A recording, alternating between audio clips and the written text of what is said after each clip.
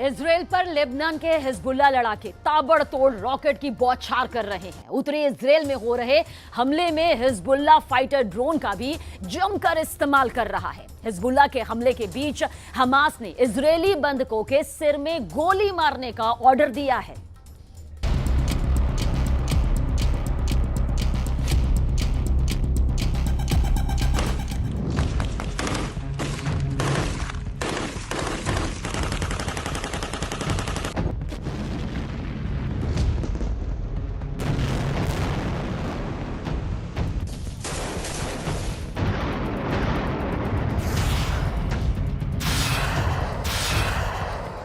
Israel का Hamas से युद्ध चल रहा है।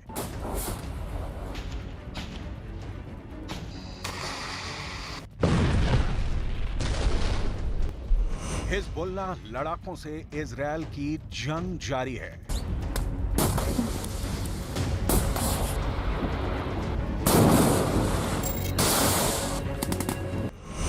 अब क्या अगला नंबर जॉर्डन से आर पार की लड़ाई का है?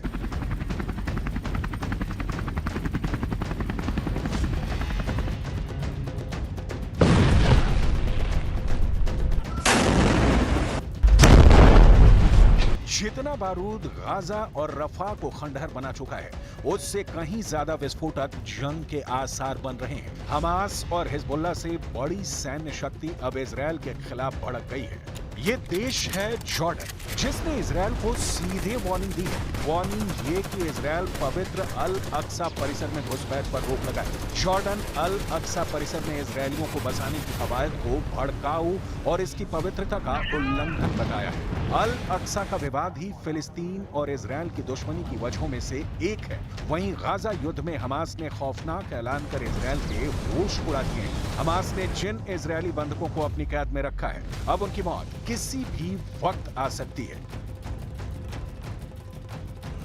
हमास ने इजरायली बंधकों के सिर पर बांधी बारूदी बेल्ट। आईडीएफ फोर्स आगे बढ़ी तो सिनवार दबाएगा ट्रिगर। नेतन्याहू के जंगी जेट बनेंगे उड़ता ताबूत। हिजबुल्ला हमास का ज्वाइंट अटैक अब शुरू।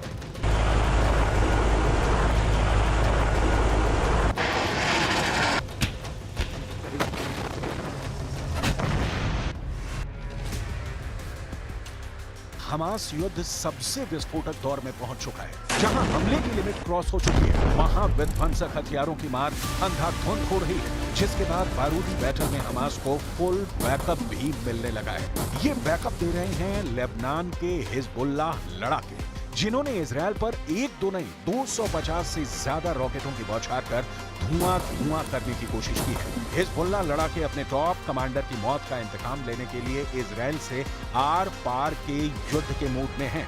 इजराइल भी युद्ध में जंगी जेट के साथ उतर आया है। हिजबुल्ला पर पलटवार के लिए इजराइल ने 8 जंगी जेट का आसमानी बेड़ा उड़ाया है। यानी एक तरफ इजराइल है तो दूसरे खेमे में हमास और हिजबुल्ला डबल अटैक शुरू कर चुके हैं, जिससे इजराइल को एक वक्त में 2 फ्रंट पर जोर लगाना पड़ रहा है। साथ ही इजराइल को रफा और गाजा फ्रंट पर भी जोरदार टक्कर मिल रही है, क्योंकि लेबनान के हिजबुल्ला लड़ाकों के पास 10 लाख रॉकेट और मिसाइलों का बारूदी गोदाम है। ईरान के कुद्स फोर्स ने एक रिपोर्ट में दावा किया है कि लेबनान ने हिजबुल्ला फाइटर्स के गोदाम में 10 लाख से ज्यादा गाइडेड मिसाइल, कत्यूशा रॉकेट और एंटी टैंक मिसाइलों का भंडार है। कुद्स फोर्स की रिपोर्ट में यह भी दावा किया गया है कि लेबनान फ्रंट से इजराइल पर हमले शुरू हुए तो पूरा देश गवाह हो सकता है, क्योंकि हिजबुल्ला फाइटर इजराइल की पावर सप्लाई को मिसाइल धमाके से ध्वस्त करने का मंसूबा बनाकर बैठा है। हिजबुल्ला लड़ाकों को इजराइल हल्के में नहीं ले सकता, क्योंकि ये लड़ाकों की कोई छोटी मोटी फौज पर नहीं। लेबनान में हिजबुल्ला की जड़ें बहुत गहरी हैं। लेबनान में हिजबुल्ला के पास 20,000 ट्रेंड लड़ाके हैं, जिनके पास दुनिया के सभी आधुनिक हथियार हैं। हिजबुल्ला गुट में करीब 30,000 लड़ाके रिजर्व में भी रहते हैं, जिन्हें जंग के वक्त जरूरत पड़ने पर कभी भी मोर्चे पर बुलाया जाता है। Whether through diplomatic efforts or otherwise, Israel will restore security on our northern border. Israel will respond with force to all aggressions by Hezbollah.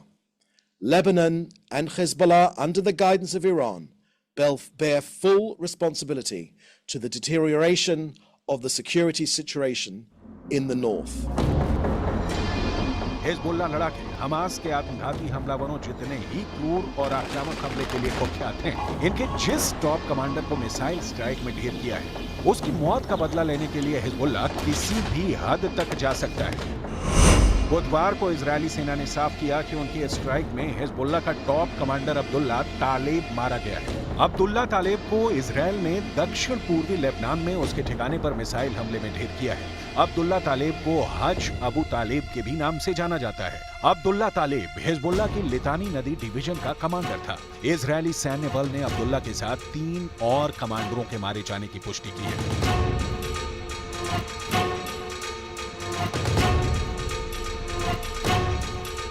Israel से मिले झटके ने हिजबुल्लाह लड़ाकों को भड़का दिया, जिससे इजरायल में बड़े हमले का अलर्ट है। वहीं हमास की तरफ से लड़ाकों को सीधा ऑर्डर दे दिया गया है कि अब इजरायल की फोर्स को देखते ही बंधकों को सिर में गोली मार दी जाए। न्यूयॉर्क टाइम्स की रिपोर्ट में यह दावा किया गया है कि नुसीरत कैंप में इजरायल बंधकों को छुड़ाने के लिए चलाए गए ऑपरेशन के बाद हमास ने अपने लड़ाकों को आदेश दे दिया है कि आईडीएफ के ऑपरेशन की जद में आने पर बंधकों के सिर में गोली मारकर मौत के घाट को उतार देना है। इसकी वजह ये बताई गई है कि इजरायल ने 8 जून को हमास की कैद से अपने 4 नागरिकों को रेस्क्यू कर लिया था। इजरायल के ऑपरेशन में 270 से ज्यादा की मौत हुई थी। हमास ने दावा किया था कि हमले में 3 बंधकों की भी मौत हुई थी। रिपोर्ट के मुताबिक अमेरिका और इजरायल के इंटेलिजेंस और मिलिट्री की टीम लगातार ड्रोन, सैटेलाइट और दूसरे तरीकों से गाजा के बंधकों को ट्रैक करने की कोशिश कर रही है। इजरायल अब तक अपने 7 बंधकों को रेस्क्यू करने में कामयाब रहा है। दूसरी तरफ हमास ने अब बंधकों को ऐसी जगहों पर शिफ्ट कर दिया है जहां उन्हें ढूंढ पाना लगभग मुश्किल होगा, क्योंकि बंधकों की लोकेशन लगातार बदली जा रही है, जिससे इजरायली सैनिक उन तक पहुंच ना सके। हालांकि इजरायली फोर्स अटैक मोड में है। रफा और गाजा के चप्पे चप्पे को खंगाल रहे आईडीएफ सोल्जर हमास लड़ाकों का सफाया करते हुए बंधकों की रिहाई का ऑपरेशन चला रहे हैं, क्योंकि यूएनएससी में इजरायल पर जल्द से जल्द युद्ध खत्म करने का दबाव बढ़ता जा रहा है। उधर 8 महीने से चल रही जंग में हमास के भी हौसले पस्त होते जा रहे हैं। हमास ने अमेरिका समर्थित युद्ध विराम प्लान मानने की हामी भर दी है। हमास इजरायल के साथ परमानेंट गाजा सीज फायर की भी गुहार लगा रहा है। यूएनएससी में इजरायल हमास जंग रोकने का प्रस्ताव 10 जून को ही पास हो गया था। अमेरिका के पेश किए गए प्रस्ताव पर हुई वोटिंग में 15 में से 14 देशों ने पक्ष में वोट डाला, जबकि वीटो पावर रखने वाले रूस ने प्रस्ताव से दूरी बनाई। अमेरिका के सीज फायर प्रपोजल में 3 फेज में जंग खत्म करने की बात कही गई है, जिसमें पहले फेज में 6 हफ्ते का सीज फायर होगा। इस दौरान हमास के कैद में मौजूद कुछ इजरायली बंधक और इजरायल की जेल में बंद फिलिस्तीनियों की रिहाई की बात कही गई है। इसके बाद दूसरे फेज में जंग को पूरी तरह से रोककर बाकी बंधकों को रिहा कर दिया जाएगा। आखिरी फेज में गाजा पट्टी को फिर से बसाने का जिक्र है। प्रेसिडेंट बाइडेन दावा कर चुके हैं कि इजरायल इस प्रस्ताव को स्वीकार करने को तैयार है, लेकिन नेतन्याहू युद्ध खत्म करने के मूड में कतई नहीं दिख रहे, क्योंकि उन्होंने अमेरिकी सीज फायर प्रस्ताव के केवल कुछ हिस्से पर सहमति जताई है। नेतन्याहू ने ऐलान कर रखा है कि हमास के खात्मे तक ये युद्ध रुकने वाला नहीं। अमेरिकी विदेश मंत्री एंटनी ब्लिंकन ने भी गाजा युद्ध के और विनाशकारी होने की भविष्यवाणी कर दी है। ब्लिंकन ने दावा किया कि हमास ने युद्ध विराम की शर्तों में बदलाव किया है, जिसमें कुछ शर्तें मानना मुश्किल है, यानी जंग जारी रहेगी और जोरदार भी होगी।